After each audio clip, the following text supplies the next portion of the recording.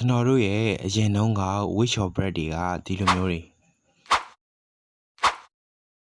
ဒါကတော့ကျွန်တော်တို့ယခုအသုံးပြုနေတဲ့ Unique Bread ကျွန်တော်တို့လူသားတွေအသုံးပြုနေတဲ့ Wish Bread က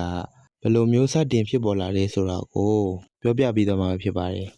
။ Wish ရဲ့ Bread တွေရဲ့သမိုင်းကြောင်းဟာ Wish ခြင်းရဲ့သမိုင်းကြောင်းနဲ့တွန်တွဲနေပါတယ်။လူသားတွေကဝတ်ထည်တွေကိုစတင်ဝတ်ဆင်ပြီးတန်ရှင်းအောင်လျှော်ဖွက်လာတဲ့အချိန်ကစလို့ပုံမထိရောက်တဲ့တန်ရှင်းကိရိယာတွေလိုအပ်လာကြပါတယ်။အစောပိုင်းကာလမှာလူသားတွေဟာအဝတ်တွေကိုတန့်စင်ဖို့အတွက်ကြောက်တုံးတဲ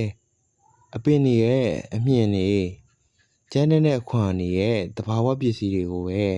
ပုတ်တိုက်တဲ့ကိရိယာတွေအဖြစ်အသုံးပြုခဲ့ကြပါတယ်။ဒါတွေက bread တွေရဲ့ရှေ့ပြေးပုံစံတွေပဲဖြစ်ပါတယ်။စက်မှုတော်လှန်ရေးကာလ18-19 ရာစုနည်းပညာဖွံ့ဖြိုးတိုးတက်လာခြင်းနဲ့စက်မှုတော်လှန်ရေးဖြစ်ပေါ်လာပြီးတော့ bread ထုတ်တဲ့လုပ်ငန်းဟာပုံမဖွံ့ဖြိုးတိုးတက်လာခဲ့ပါတယ်။ထုတ်လုပ်မှုနည်းလမ်းတွေတိုးတက်လာတဲ့အခါမှာတော့အဝတ်လျှော်ဖို့တည်တံ့ရည်ရွယ်ထားတဲ့ bread တွေကိုစနစ်တကျဒီဇိုင်းဆွဲပြီးထုတ်လုပ်လာခဲ့ကြပါတယ်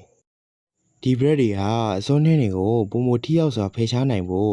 တောင့်တင်းတဲ့အမွှေးမြင်တွေနဲ့ပြုလုပ်ထားပြီးတော့လက်ကန်ရအကန်ရတာအဆင်ပြေအောင်လုပ်လာကြပါတယ်။20ရာစုအလယ်ပိုင်းမှာပလတ်စတစ်တွေကိုစတင်အသုံးပြုလာခဲ့ကြတာကြောင့် bread အမွှေးမြင်တွေကိုပုံမကြာရှည်ပြီးရေနဲ့ဆက်ပြာတန်းခံနိုင်တဲ့ဈေးနှုန်းသက်သာတဲ့ပစ္စည်းတွေနဲ့ထုတ်လုပ်လာနိုင်ကြပါတယ်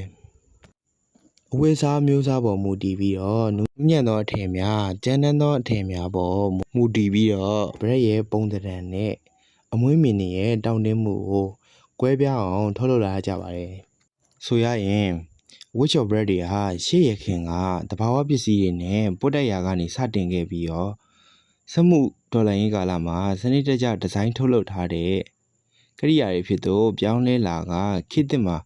ပလတ်စတစ်စတဲ့ပစ္စည်းတွေနဲ့ပုံမကောင်းမွန်စွာထုတ်လုပ်လာနိုင်ခဲ့ကြပါတယ်